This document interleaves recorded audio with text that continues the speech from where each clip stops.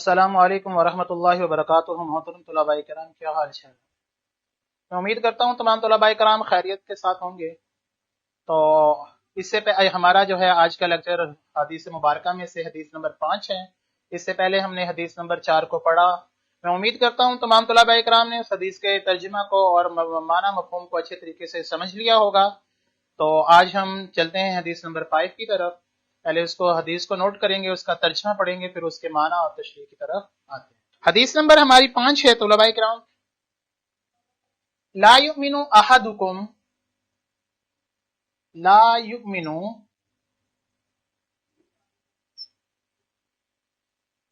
احدکم،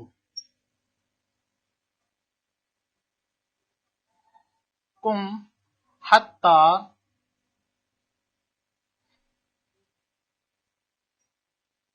یکون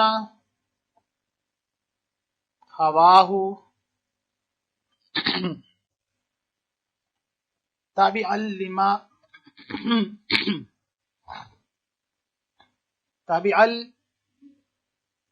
لما جئت به۔ ترجمہ ہے لا یؤمن احدکم، تم میں سے کوئی شخص مومن نہیں ہو سکتا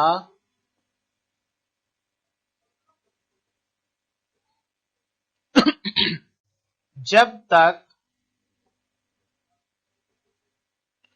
اس کی خواہش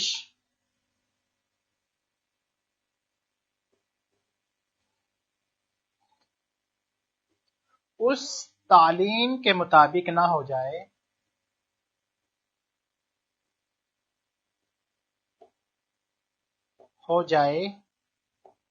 جو میں لایا ہوں۔ جی، یہ حدیث نمبر طلباء اکرام ہماری 5 ہے۔ اس میں اللہ کے جو ہے نبی صلی اللہ علیہ وسلم نے فرمایا لا یؤمن، نہیں ہے مومن، احدکم، تم میں سے کوئی ایک، یعنی تم میں سے کوئی ایک شخص مومن نہیں ہے۔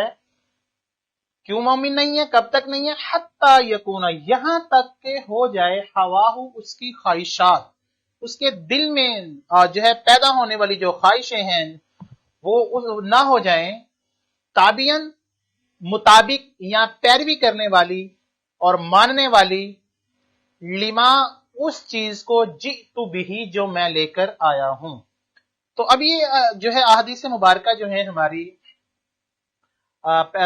دوسری ہے، جو تیسری حدیث ہے، اسی طرح علم کا حاصل کرنا، پھر جو ہے تم میں سے بہتر جو ہے کون ہے جو قرآن کو سیکھے اور سکھائے، یہ ہم دونوں میں پڑھ لیا۔ اب اسی طرح اس کا بھی حدیث نمبر 5 کا بھی 2 اور 3 کے ساتھ تعلق ہے۔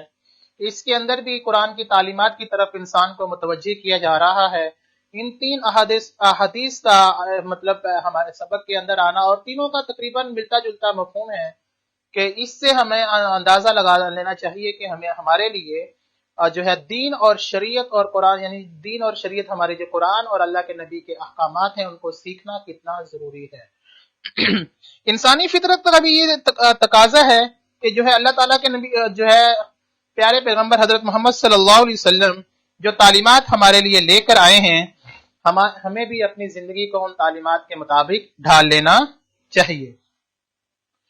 ابھی اس حدیث میں اللہ کے نبی نے دیکھیں انسان جو ہے، انسان کے اندر اللہ تعالیٰ نے دونوں طرح کے مادوں کو رکھا ہے، اچھائی کا مادہ بھی رکھا ہے، برائی کا مادہ بھی رکھا ہے، اور اس لیے جو ہے وہ ارادہ اختیار کے باوجود بھی اب انسان جو ہے بعض اوقات ایسا ہوتا ہے کہ انسان کا نفس، دل کچھ چاہ رہا ہوتا ہے، لیکن اللہ کا فرمان، اللہ کے نبی کے احکامات کچھ چاہ رہے ہوتے ہیں۔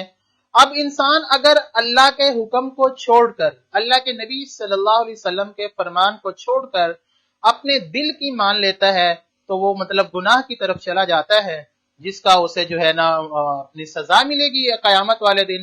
اگر وہی شخص اس کو بلکہ جو اس کا دل چاہ رہا ہے، جو چیز اس کو جو ہے دل اس کا یعنی کسی غلط کام کی طرف یا گناہ کی طرف مجبور کر رہا ہے، لیکن وہ اللہ سے ڈر جاتا ہے اور اس کام کو چھوڑ دیتا ہے، تو اللہ تعالیٰ اس کو اس کا اجر دیں گے۔ اب دیکھیں نا، جیسے سردیوں کا موسم ہوتا ہے، سردیوں کے موسم میں ہمیں نیند کتنی مطلب جو ہے نا پسند ہوتی ہے، اور ہم آرام سے سو رہے ہوتے ہیں، نیند میں جو ہے نا گرم لحاف سے نکلنے کا جو ہے ہمارا دل ہی نہیں کرتا۔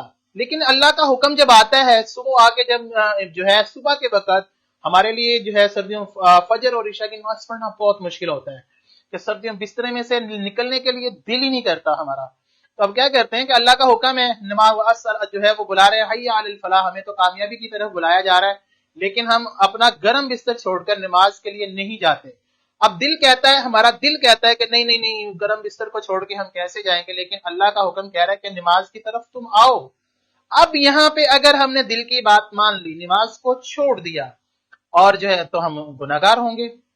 اب یہاں پہ گرم بستر کو چھوڑنا اور اللہ کے حکم کو ماننا، اپنی خواہش جو دل میں آئی ہے اس کو چھوڑ دینا اور اللہ کے حکم کو ماننا، یہ ہے کہ یہ ہماری اس کے مطابق تعلیمات ہیں جو اللہ کے نبی نے فرمایا کہ جو ہے آپ کی خواہش دل میں پیدا ہونے والی باتیں اس کے مطابق نہ ہو جائیں جو چیزیں میں لے کر آیا ہوں۔ تو انسان کا جو ہے سوچنا، اور جو ہے انسان کا سوچنا اور انسان کے احساسات، جذبات، ہر چیز غرض جو ہے وہ اللہ کے احکامات اور اللہ کے نبی کے فرمان کے جو ہے علاوہ نہیں ہونی چاہیے۔ انسان کو، کیونکہ دیکھیں اللہ تعالیٰ نے ہمیں ہر چیز کا علم دے دیا ہے، ہر چیز کا علم ہمارے پاس موجود ہے، اس کو جاننے کے باوجود بھی اگر ہم اپنے دل کی مان کر چلیں گے تو ہم گناہگار ہوں گے، اور اس کی سزا کا خمیازہ ہمیں بھگتنا پڑے گا۔ اس لیے ہمیں اس حدیث سے ہمیں یہی سبق ملتا ہے۔ اللہ کے نبی صلی اللہ علیہ وآلہ وسلم نے فرمایا کہ تم میں سے کوئی بھی اس وقت ایمان کے کامل یعنی مومن نہیں ہو سکتا۔ اس کا یہ مطلب نہیں ہے جس نے کلمہ پڑھ لیا وہ مومن نہیں ہے، یعنی ایمان کا جو کمال درجہ ہے، جو آخری درجہ ہے، بڑا درجہ ہے، ایمان کی جو انتہا ہے، وہ اس وقت تک نہیں پہنچ سکتا جب تک اس کی جو ہے نا خواہشات میرے اس دین کے مطابق نہ ہو جائیں، اس کا چلنا، اس کا پھرنا، اس کا اٹھنا، اس کا بیٹھنا، اس کا کھانا پینا، اور جو ہے حقوق اللہ اور حقوق العباد کا ادا کرنا میری تعلیمات کے مطابق نہ ہو جائیں، تب تک وہ انسان جو ہے ایمان کے کمال درجے کو نہیں پہنچ سکتا۔ تو میں امید کرتا ہوں تمام طلباء اکرام کو حدیث کا ترجمہ اور جو ہے معنی اور مفہوم سمجھ میں آ گیا ہوگا۔ تو ہم اللہ سے دعا کو بھی ہیں کہ اللہ تعالیٰ مجھے بھی اور آپ کو بھی اللہ کے نبی صلی اللہ علیہ وسلم کے ہر قول اور فعل کے مطابق زندگی گزارنے کی توفیق عطا فرمائے۔ السلام علیکم ورحمۃ اللہ وبرکاتہ۔ خدا حافظ۔